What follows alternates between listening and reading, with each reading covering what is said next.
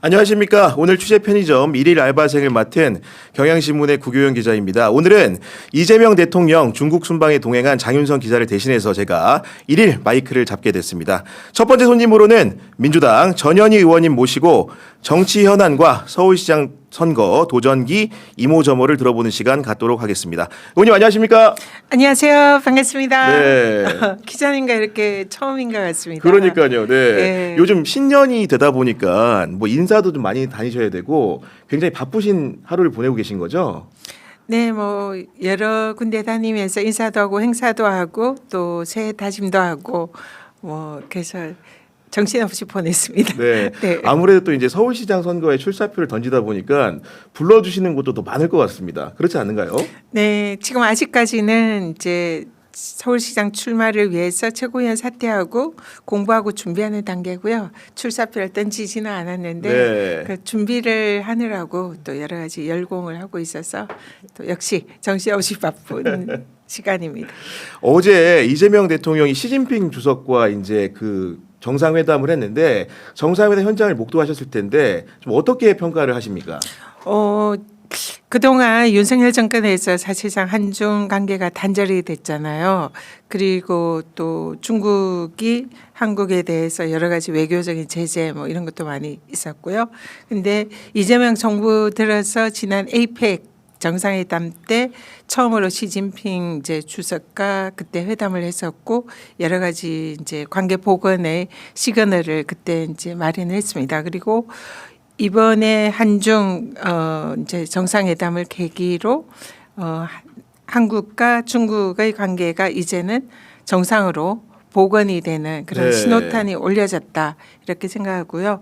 앞으로 뭐 한한령 사실 이제 그동안 공식적으로 없었다고 하더라도 중국이 한국에 대한 이런 눈에 보이지 않는 제재들이 많았잖아요. 그런 것이 좀 풀리고 경제가 또 한중 관계가 복원되면서 더 활기를 찾게 될 것이고 그리고 여러 가지 또 북한과의 관계에 있어서 좀 더 이 북한과의 냉각기를 푸는 그런 역할에 중국이 또 좀 중간에서 역할을 하지 네. 않을까 그런 기대가 있습니다. 어떻게 보면은 문재인 대통령이 방중한 이후에 9년 만에 우리 이재명 대통령이 중국에 간 것이고 보면은 위성랑 실장의 브리핑 내용을 보면은 신뢰 관계를 공고히 하게 됐다고 하면서 매년 두 정상이 만나겠다고 말을 했거든요. 획기적인 변화 아닙니까? 네, 사실 중국이 우리나라에 차지하는 뭐 여러 가지 영향력이 굉장히 크잖아요. 외교 관계도 그렇지만 경제 문제는 특히 중국이 매우 중요한 그런 이제 교역 상대국인데요. 그 부분이 이제 중국과의 관계가 이렇게 복원이 되면서 앞으로 한국의 경제가 더 좋아질 거다 이런 이제 기대가 있고요. 그리고 이걸 이제 뒷받침하는 차원에서 중국과 매년 그 정상회담을 하겠다. 이재명 이제 대통령께서 그런 제안을 하셨잖아요. 그래서 이게 현실화된다면 앞으로 대한민국이 좀 더 중국과의 관계가 복원이 되면서 경제도 더 살아나지 않을까 이런 네. 기대가 됩니다. 그 경제관계 말씀하셨는데 저는 개인적으로 이제 언론사들이 공개한 사진을 보면서 현대차에 있는 정의선 회장하고 중국의 최대 배터리 업체 CATL 회장이 이렇게 서로 맞손을 잡고 얘기하는 모습들 같은 것들이 사실은 대중경제관계라는 게 경색된 국면이 오래됐는데 이번 일을 기화로 해서 획기적인 단계로 진입할 수 있겠다 이런 생각도 좀 들었거든요. 네, 맞습니다. 지금 현대가 전기차에 이제 좀 더 집중을 하려는 이런 이제 입장인데 사실 제일 중요한 게 전기 배터리잖아요. 네. 근데 중국이 세계적인 배터리 생산국이고 품질도 매우 우수한 걸로 알고 있습니다. 그래서 좀 안정적인 배터리 공급책을 확보할 수 있다는 이런 기대감. 그리고 현대차가 지금 그동안 뭐 휘발유라든지 뭐 수소차 이런 이제 동력원에서 새로운 이제 전기차 산업으로 도약하는 데 있어서 중국이 매우 중요한 역할을 할 수 있겠다. 그래서 뭐 대한민국의 대표 산업인 자동차 산업도 좀 더 이제 도약할 수 있는 기회가 될 수 있겠다. 뭐 이런 기대가 생기더라고요. 그리고 이제 한중 간에 MOU도 여러 건을 맺었는데 네. 저는 개인적으로 가장 눈여겨봤던 게 사실은 중국과 거래 관계에서 우리가 가장 의심했던 부분이 지적 재산권 관련 부분인데 그런 부분에 대해서도 MOU를 체결한 것을 보고 그 한중 관계라는 게 뭔가 좀 이렇게 심화된 단계로도 갈 수도 있겠다 이런 생각도 단편적으로 들었거든요. 네, 그동안 중국이 이제 사실 우리나라에 있어서는 뭐 짝퉁의 뭐 이제 그런 이제 주요 국이다. 네. 그런 이제 약간의 오명 아닌 오명을 중국이 받고 있었잖아요. 그리고 실제로 그런 제가 최근에 이제 동대문 시장에 이렇게 많이 가면 소위 라벨가리라고 아 라벨가리. 네, 우리나라 원산지를 속이고 중국산 제품들이 많이 들어오는 이런 이제 문제점이 심각하게 있었습니다. 뭐 우리 산업 전반에 그런 중국산의 소위 짝퉁 문제 이런 것이 많았는데요. 이런 부분에 대해서 이제 한국과 중국 사이에 지재권에 관해서 서로 협조하는 이런 뭐 여러 가지 이제 법령이나 이런 게 생긴다면 우리나라 산업을 보호하면서도 또 중국에 대한 또 신뢰관계도 생길 수 있고 경쟁에 있어서 이 매우 긍정적인 네. 효과가 있을 거다 생각합니다. 아 그리고 사실은 지난번 에이펙 정상회담 때만 하더라도 그 시진핑 주석의 부인인 영부인인 그 펑리위안 여사 같이 오지 않았잖아요. 그런데 네. 이번에 이제 방중 행사에서는 김혜경 여사와 펑리위안 여사 또 만나가지고 아름다운 모습을 또 연출하기도 했거든요. 네, 그것도 네. 매우 좀 주목되는 부분인데요. 펑리안 여사가 실제적으로 시진핑 주석과 굉장히 신뢰관계가 높고 중국에서 굉장히 존경을 많이 받는 그런 분이시잖아요. 우리 김혜경 여사도 마찬가지고요. 그래서 두 분이 이렇게 함께하는 모습이 굉장히 한중 관계가 정말로 정상으로 복원되고 앞으로 더 나은 단계로 가겠다 이런 기대감을 주는 아주 아름다운 장면이었다 이렇게 봅니다. 그래 의원님은 아마도 이제 그 의정 활동 차원에서 외교 무대에 많이 가보셨겠지만은 저 같은 기자 같은 입장에서도 아, 어떤 음식을 먹을까 이렇게 궁금한데 보니까 네. 김혜경 여사가 우리는 설이 되면 떡국을 먹고 중국 같은 경우에는 이제 만두를 빚어 먹는다고 하니까 떡만두국을 이렇게 내접하는 모습을 보면서 외교에는 음식에도 이렇게 손길이 깃들어 있다. 네. 이런 생각이 좀 들더라고요. 네. 네, 지금 또 현재 중국에서 정상회담하는 시기가 새해잖아요. 새해에 양국의 이제 상징하는 새해 음식을 그걸 이렇게 또 콜라보하는 그러니까요. 그리고 우리가 네. 정말 좋아하는 떡만두국을 이렇게 정상들이 나누는 모습을 보면서 야 지금 정말 한중의 정상들이 서로를 믿고 신뢰하고 새로운 한중 관계를 이제 도모하는 그런 매우 상징적인 모습이었다.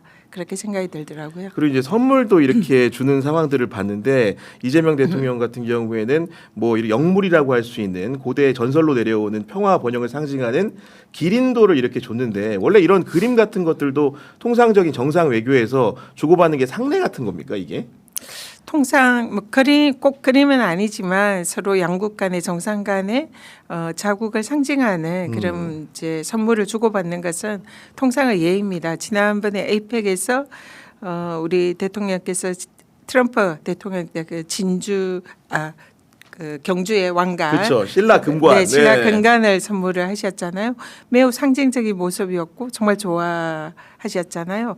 그런 의미로 여러 가지 그 정상 간의 관계를 고려했을 때에 의미 있는 선물을 주고받는 것은 매우 상징적인데 이번에 이제 우리가 드린 선물도 매우 우리나라의 뭐 전통 문화를 상징하는 아주 의미 있는 선물이었고 시진핑 주석께서도 매우 기뻐하시는 것 같아서 네. 예, 보는 입장에서 좀 아주 흐뭇한 장면이었습니다. 서두에도 의원님 말씀해 주셨지만은 결국은 핵심이라는 것은 한중 간에 풀어야 될 문제들 같은 것들이 있는 것이고 아까 첫 번째로 말씀해 주신 게 남북 관계 문제에서 중국이 어떤 기여를 할 수 있을 것인가라는 문제 하나가 있는 거고 또 우리가 지금 K-팝을 비롯한 굉장히 수출국이 돼 있는데 한한령을 중국이 과연 풀어줄 수 있을 것인가라는 문제 그리고 서해에 있는 구조물 문제를 가지고 국내에서도 여러 가지 비난 여론이 있기 때문에 이 문제를 어떻게 해소할 수 있을 것인가 이 세 가지 정도의 쟁점이 있는 것 같은데 여기에 대해서 어쨌든 간에 실마리를 좀 얻었다고 보십니까? 실마리를 얻는 계기가 됐다 이렇게 보고요. 아직 이제 거기에 대한 답이 어떻게 나왔는지는 현재까지는 이제 알 수는 없습니다. 그렇지만 우리나라의 지금 K-팝 문화가 전 세계의 한류로 인정받고 있는데 그동안 중국으로부터 이 사실상의 눈에 보이지 않는 한한령으로 네. 중국 사람들이 우리나라의 이제 케이팝 문화를 제대로 즐기지를 못했고 그에 대한 일종의 장벽, 문화 장벽이 있었던 것도 사실이거든요. 근데 중국이 만약에 이 한안령을 푼다면은 우리나라의 지금 K 이제 컬처가 중국에도 더 이렇게 이제 많이 나가게 될 것이고 중국인들도 많이 한국에 와서 K 컬처를 또 즐기게 될 것이고요. 관광이 더 네. 늘어날 것이고요. 눈에 보이지 않는 효과가 엄청날 거다 생각합니다. 그래서 이 부분에 있어서 양국의 정상들이 이렇게 서로 따뜻하게 서로의 그 뭐랄까 정을 나누는 이런 이제 모습을 보였는데 좀 그런 한한령도 해제가 되지 않을까 이런 기대감이 높아지는 건 사실이고요. 또 뭐 서해 구조물 이런 것도 사실 좀 해결해야 할 중요한 문제다 이렇게 생각하는데 이 부분도 서로 이제 논의할 수 있는 그런 기초 단계가 만들어졌다 그런 생각이 듭니다. 무엇보다도 이번에 그 양국의 정상회담을 계기로 북한에서 미사일을 쏘았지 않습니까? 그래서 북한 쪽에서 일종의 양쪽에 뭔가 경고하는 이런 이제 의미가 있다 이렇게 보이는데요. 그렇지만 중국이 북한과의 관계가 돈독한 만큼 이번에 한중회담을 계기로 중국이 북한의 이런 이제 핵 미사일이라든지 핵 문제에 관해서 좀 더 양쪽 국가에 대한 일종의 네. 중재자 역할을 할 수 있는 그런 상징도 있지 않나 이렇게 아니 생각합니다. 불현듯 든 생각이 네. 우리 의원님 지역구 같은 경우에도 중국인 방문객이 약간 늘어서 여러 가지 상권이 활발해지고 이런 영향이 좀 있습니까? 에이펙 이후에 네. 그 사실 한중관계가 좀 약간은 이제 그 물꼬가 터지면서 중국 관광객들이 좀 많이 는다는 그런 느낌이 있고요. 느낌입니다. 저희 지역에 성수동이 있잖아요. 그러니까, 네. 성수동을 이제 제가 자주 가는데 굉장히 외국 관광객들이 많습니다. 그러니까요. 네. 그래서 요즘은 일본 이제 말이 많이 들리고요. 그리고 동남아에서도 많이 오시고 또 심지어 유럽에서도 굉장히 많이 오세요. 근데 그동안 상대적으로는 중국어가 좀 덜 들렸다 그런 생각이 있었는데요. 아마 이제 새해부터는 좀 중국인들이 더 많이 우리 성수동을 방문하지 않을까 그런 기대가 됩니다. 이런 거 보면은 정말로 외교 관계라는 게 얼마나 자국에도 영향을 크게 끼치는지를 저희가 체감할 수 있는 부분인데 지금 미국에서 이제 베네수엘라의 마두로 대통령 부부를 이제 어떻게 보면 체포를 해가지고 재판을 진행 중인 형국인데 이 문제가 이제 외교 문제이기 때문에 우리 정치인들이라는 것들은 기본적으로 언행에 굉장히 신중해야 되는데 그렇지 않은 부분들이 일부에서 터져 나오는 것 같아요. 어떻게 보고 계십니까? 네, 국민의힘 그중에서 특히 이제 뭐 나경원 의원을 지칭하신 것 같은데요. 나경원 의원이 우리 이재명 정부를 베네수엘라 마두로 정권에 비유를 했습니다. 뭐 사실상 뭐 너무 어이가 없었습니다. 마두로가 이제 물론 그 미국이 트럼프 대통령이 자국을 넘어서 타국의 그 주권을 침해하는 그런 정도의 그 군사적인 행동을 했다는 것은 이거는 좀 상당적으로 월권이 아닌가 이런 부분은 분명히 지적을 하고 싶습니다. 그렇지만 마두로 대통령이 뭐 정상적인 그런 대통령이 아니라 사실상 마약 범죄라든지 여러 가지 독재 그런 혐의가 있었고 특히 네. 이번에는 마약을 문제로 이제 체포를 한 거잖아요. 그런 마두로 대통령을 지금 대한민국의 실질적인 그 마두로에 비견되는 대통령이 누구냐 이러면 누구나 윤석열 대통령을 지칭을 할 겁니다. 사상 초유의 검찰 독재 사건이었고 그런 내란 비상계엄을 일으킨 그런 대통령 아닙니까? 그래서 그것을 보다 못한 우리 국민들이 그 독재 정권을 국민들이 피처 혁명으로 진짜 네. 종식을 시켰지 않습니까? 그럼 비교를 마두로랑 하려면 당연히 윤석열 대통령을 들어야 하는 거지. 그 내란 정권 윤석열을 이렇게 내란을 종식시키고 민주주의와 헌정 질서를 바로 세운 이재명 대통령에게 마두로 같다 뭐 이런 말을 하는 것은 이거는 선을 넘어도 한참 넘었다. 그런 생각이 들고요.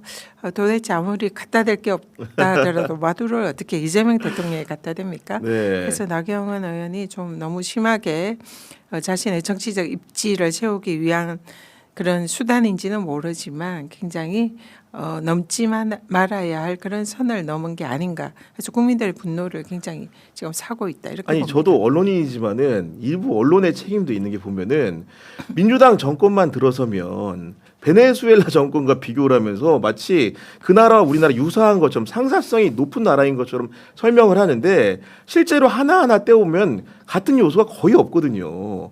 그러니까 그런 레토릭도 문제 아니겠습니까 지금? 네. 그러니까 괜히 이제 그걸 갖다 대 가지고 우리 이재명 정권과 민주당을 폄하하려는 의도인데요. 그게 정말 앞뒤가 안 맞다 생각하는 게 뭐 나경원 의원이 이제 뭐 사법부에 대한 뭐 여러 가지 문제 이런 것도 이제 지적을 합니다. 근데 윤석열 대통령이 비상계엄을 했을 때 거기에 그 체포 대상 여기에 판사가 있지 않았습니까? 그렇죠. 네. 네, 완전히 국가기관 뭐 사법부 포함해서 사법부를 비상계엄이 되고 내란이 되면 그 사법부를 군사법원으로 이렇게 전환하는 거 아닙니까? 그건 완전히 사법부의 그 근본적인 본질을 완전히 다 무시하고 탄압하는 거죠.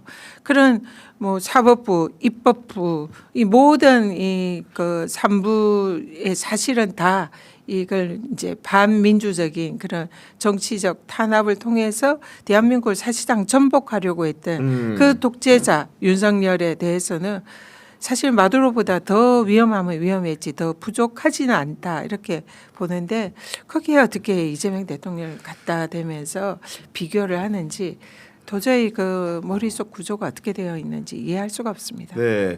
이 얘기는 여기서 가름하기로 하고 국내 정치 현안도 얘기를 좀 해봐야 되는데 법사위에 계시니까 많은 분들이 궁금해하는 거는 2차 종합특검이 언제 되냐 통일교 특검은 하는 거냐 이런 질문을 좀 건네시거든요. 어떤 계획을 갖고 계십니까? 네.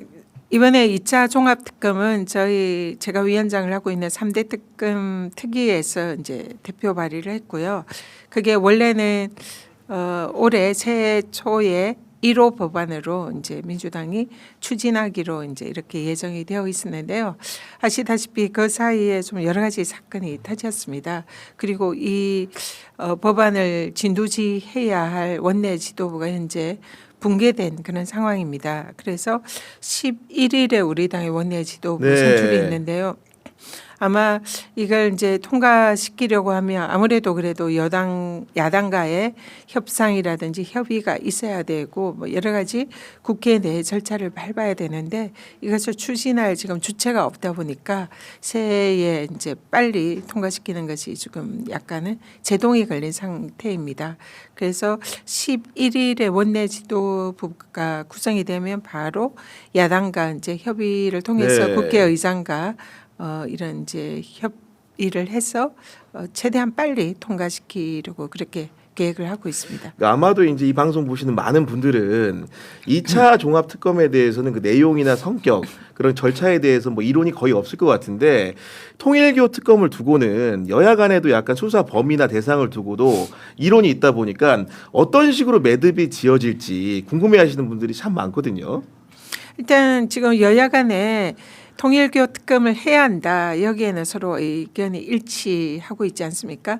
그래서 모처럼 여야가 의견이 일치한 것이 이 통일교 특검입니다. 서로 근데 네. 보는 방향과 생각은 다르죠.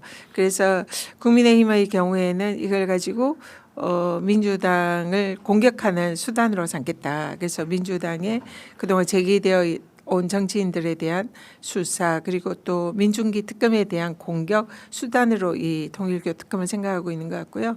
지금 이제 민주당에서는 이 국민의힘의 이 정교 분리 원칙에 위반되는 이 통일교의 국민의힘의 뭐 네. 당원 가입이라든지 전당대회 개입이라든지 그리고 국민의힘의 또 연루 의혹이 있는 많은 정치인들에 대한 수사라든지 이런 부분이 진상이 규명이 돼야 된다 이렇게 보고 있습니다. 근데 조국 혁신당의 경우에는 뭐 여기에 대해서 이제 모든 그 종교단체의 정치 개입 의혹을 다 네. 수사를 해야 되는 거 아니냐 이런 주장을 하고 있는 거고요. 그래서 이 부분에 대해서는 좀 여야 간에 협상을 통해서 그 수사 범위가 정해질 거다 보고 있고요. 그리고 또 특검 추천을 누가 할 것인가 이것도 좀 이견이 있는데 뭐 이 부분이 이제 앞으로 좀 네. 협의를 통해서 특검이 현실화되지 않을까 생각합니다. 그 신천지를 포함시키냐 유무를 두고도 네. 사실은 장외 설전도 많은 상황인데 많은 분들은 이제 홍준표 그 전 대구시장 스스로가 대선 경선 과정에서 느꼈던 그 주관적인 감정이겠지만은 그런 식의 발언을 했기 때문에 이 문제도 특검을 통해서 뭔가 수사를 제대로 해서 진상 규명을 해야 되는 게 아니냐 이런 의견이 많은 것 같아요. 네. 네, 통일교 특검의 가장 핵심적인 본질은 이 정교분리 원칙. 이 종교가 정치에 깊숙이 개입해서 사실상의 이 정치를 불공정하게 만드는 이 부분이 가장 핵심이 아닐까 생각합니다. 그런 측면에서는 통일교도 이제 지금 여러 가지 단서가 집단으로 당원을 가입함으로써 통일교가 이 국힘의 뭐 당대표 선거라든지 대선 경선 이런 거에 깊숙이 영향을 미쳤다. 이런 게 이제 지금 가장 핵심 의혹 아닙니까? 근데 마찬가지로 신천지도 비슷한 의혹을 받고 있는 거죠. 홍준표 이제 전 대구시장이 자신이 거기에 희생양인 듯한 이런 입장을 말씀하셨는데 신천지도 국힘에 집단적으로 당원을 가입하면서 국힘의 내부 경선에 상당히 영향을 미쳤고 결과적으로 이 당선자를 바꿨다. 이런 의혹이 있는 거에 대해서 이제 홍준표 전 대표가 말씀하시는 것 같고요. 이 부분도 통일교와 유사한 부분이 있습니다. 그래서 이참에 종교의 정치 개입 이 부분 이거는 우리의 헌법의 가장 근간이고 네. 헌법의 기본 원리인데 이것을 만약에 위반했다면 이것은 사실상 위헌정당 해산 심판 대상이 될 수 있다 이렇게 보는 거죠. 그래서 이 부분에 대한 철저한 진상 규명을 이참에 한번 하고 털고 가자. 이것이 통일교 특검의 핵심 이슈인 것 같습니다. 1차적으로 특검의 방향탄을 의원님이 계신 법사위에서 잘 조정을 하겠지만은 네. 결국 1월 11일에 새로 들어서는 원내 지도부가 어떤 방향을 가지느냐가 굉장히 중요할 것 같은데 이미 네 분의 후보가 입후보한 상황이긴 한데 특정 후보의 지지를 요청드리는 게 아니고 네. 좀 어떤 분이 이번에 차제에 원내대표를 맡아야 된다고 생각하십니까? 이번 원내대표가 한 4개월 내지 5개월 정도 짧은 임기를 완수해야 되는 이제 그런 자리거든요. 근데 짧은 임기지만 매우 중요한 그런 책무를 가지고 있는 그런 원내 지도부입니다. 제일 중요한 것은 작년에 우리가 마무리하려고 했던 내란 청산 과제 이것이 이제 아직 완전히 완수가 되지 않았습니다. 그래서 그것을 할 수 있는 마지막 이제 키가 이 3대 특검 을 2차 종합 특검하는 이 부분인데요. 그리고 또 아울러 또 통일교 특검 이 부분에 관해서 얼마나 의지를 가지고 제대로 추진을 하고 내란 청산의 마무리를 잘하느냐 이 과제가 새로운 지도부에 있다 이렇게 생각하고요. 근데 그것뿐만이 아니라 새로운 이제 이재명 정부의 성공을 위해서 네. 회복과 성장의 새로운 대한민국을 만드는 데에 이재명 정부를 얼마나 원내에서 충실히 뒷받침을 할 것이냐 이것도 가장 중요한 과제입니다. 그래서 내란 청산과 회복과 성장의 이 두 가지 책무를 효과적으로 가장 잘 완수할 수 있는 그런 원내대표가 뽑혀야 된다 생각하고요. 그래서 한편으로는 창을 들었지만 한편으로 방패를 들고 이 모든 과제를 조화롭게 수행할 수 있는 그런 원내대표가 필요한 시점이다. 그리고 이를 위해서는 당정청의 이런 소통을 아주 원활하게 하면서 이 서로가 어긋남이 없이 할 수 있는 네. 정말 엄청난 지혜와 능력을 요구하는 그런 원내대표가 필요한 시점인 네. 것 같습니다. 물론 그리고 지금 정청래 당대표를 필두로 해서 지금 불거진 그 김병기 전 원내대표를 둘러싼 여러 가지 의혹 문제들을 해소하는 과정 중에 있긴 한데 그 많은 이제 당원분들이나 이렇게 시청자 여러분들 같은 경우에는 이 문제를 어떤 방식으로 매듭을 지어야 하는가를 두고 혼란스러운 의견들이 많거든요. 의원님의 생각은 좀 어떻습니까? 굉장히 좀 안타깝고 또 직전까지 지도부를 했던 입장에서 국민들께 정말 송가다라는 말씀부터 먼저 드립니다. 민주당에 대해서 많은 분들이 그래도 민주당은 좀 깨끗하고 상대적으로 덜 부패하지 않았겠냐, 그리고 공정하지 않았겠냐, 이런 믿음을 많이 가지고 계신 건 사실이고요. 실제로 민주당은 또 그런 정당이다 이렇게 자부를 합니다.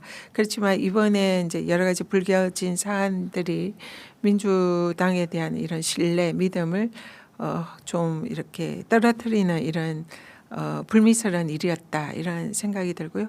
그래서 이거는 새해 들어서는 좀 틀고 가야 할 필요가 있지 않나 그렇게 생각을 합니다. 아무래도 털고 가야 한다라는 말은 사실 올해 너무나도 중요한 선거가 또 네. 있기 때문에 6월 지방선거라는 당면 과제가 있는 것이고, 많은 분들이 의원님에 대해서도 당연히 이제 최고위원직을 사퇴하셨기 때문에 서울시장 선거에 도전할 거라고 생각을 하시는데, 지금 새해 신년 벽두부터 어떤 계획을 가지고 움직이고 계신지 좀 얘기를 듣고 싶거든요.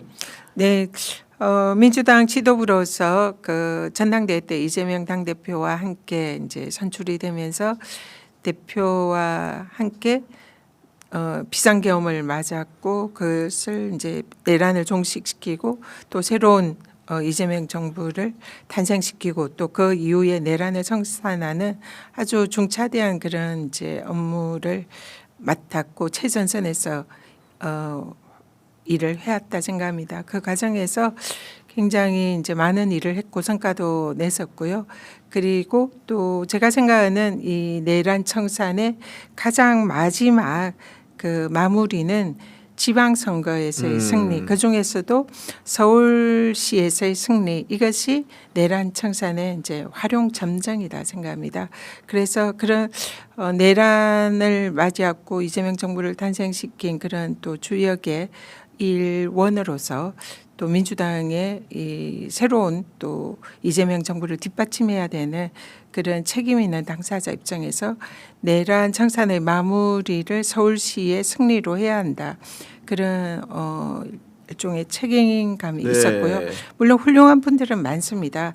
만약에 뭐 저 아니라도 승리할 수 있다면은 그분을 적극적으로 이제 도와서 승리를 만들어내야 되겠지만 지금 내년 지방선거는 그렇게 호락호락하지 않다. 그렇습니다. 네. 예, 그래서 우리가 승리해야 한다는 그런 절박하고도 절체절명의 순간에 있다 생각하고요. 그리고 우리가 승리를 하기 위해서는 좀 여러 가지 갖춰야 될 이런 이제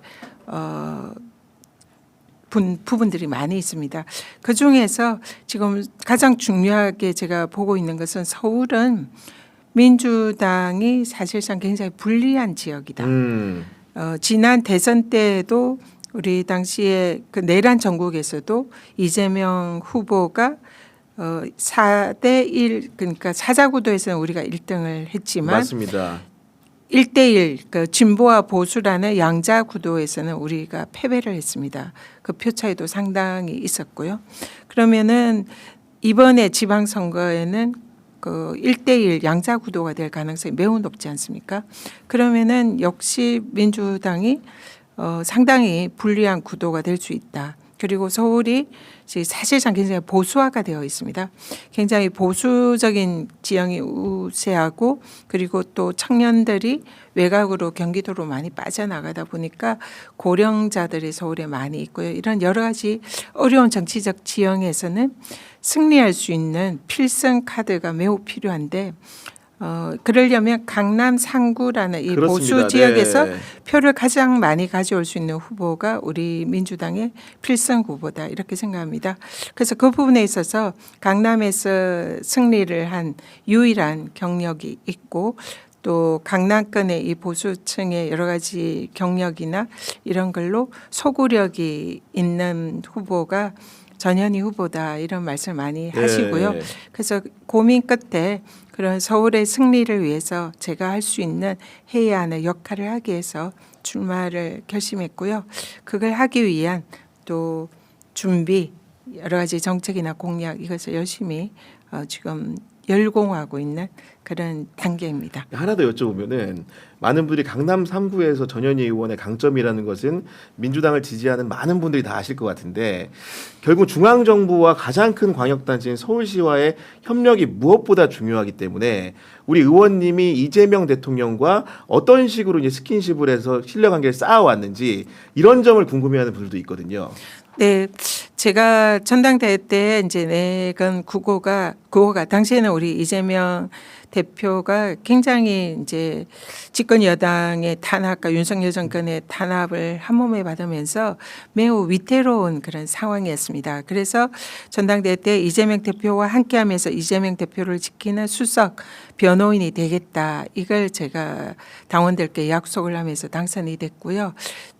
이 당대표를 이제 이재명 대표를 모시면서 지도부를 하는 동안 저의 가장 중요한 지도부로서 역할이 이재명 대표를 지키고 또 이재명 대표 호흡을 가장 지근거리에서 맞추는 그런 역할을 해왔습니다. 그래서 이재명 대표의 생각이라든지 이재명 대표의 철학이라든지 이런 부분에 있어서는 우리 민주당 현재 후보 중에서 가장 오랫동안 옆에서 호흡을 맞추고 함께 해온 후보다. 그걸 뭐 말씀드릴 수 있고요. 실제로 서울시장이 된다면 네. 국무회의에서 이제 또 지근거리에서 함께 하게 되잖아요. 그래서 이미 뭐 1년 이상 함께 해왔던 그런 호흡과 이재명 대표에 대한 모든 정치적인 철학이나 이런 것에 대한 서로의 깊은 신뢰가 있기 때문에 가장 그 부분에 있어서는 강점이 있다. 이렇게 뭐 스스로 생각을 하고 있고요. 많은 분들이 그런 것을 장점으로 또 꼽아 주십니다. 그리고 무엇보다 서울시장은 사실상 하나의 작은 국가나 마찬가지잖아요. 그래서 여기서는 여러 가지 뭐 행정력이라든지 정무적인 판단이라든지 그리고 중앙 정부와 함께 업무를 조율하고 또 입법부인 국회와 함께 업무를 서로 협력하면서 결과를 만들어낼 수 있는 정치력이 매우 중요한 자리가 서울시장입니다. 그렇기 때문에 서울시장으로서는 단지 행정력뿐만 아니라 정무적인 감각이나 정치력, 중앙정치 무대에서의 경험, 인맥 이 모든 것이 매우 중요한 자리 하나의 종합적인 정치의 축소판이다 이렇게 생각하고요. 그런 부분에 있어서는 정치도 경험하고 또 국민권익위원장으로서 3년 동안 국정을 경험한 그런 행정력이 그리고 또 강남 3구의 속보력 이런 걸 볼 때에 좀 가장 경쟁력이 있는 후보가 아닌가 네. 이런 부분을 이제 네. 잘 피해 주신 것 같습니다. 지금. 네. 네. 지금까지 1부 수소는 전현희 의원과 함께했습니다. 조만간에 저희 정치비상구에서도 의원님 모시고 이야기 나눠보도록 하겠습니다. 오늘 출연해 주셔서 너무 감사합니다. 네, 고맙습니다.